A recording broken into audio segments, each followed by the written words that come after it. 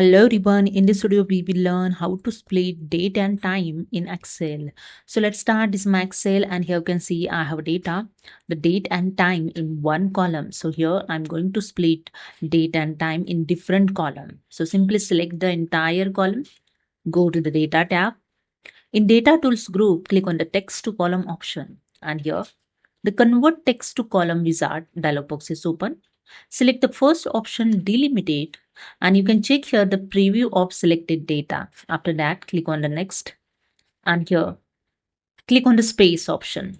And you can see the one line is added between the date and time.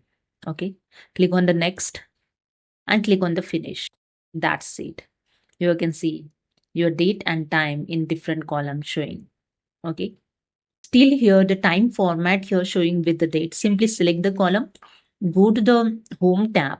In numbers group, click on this drop down arrow and click on the short date. And you can see your date showing or time format it's removed. Okay.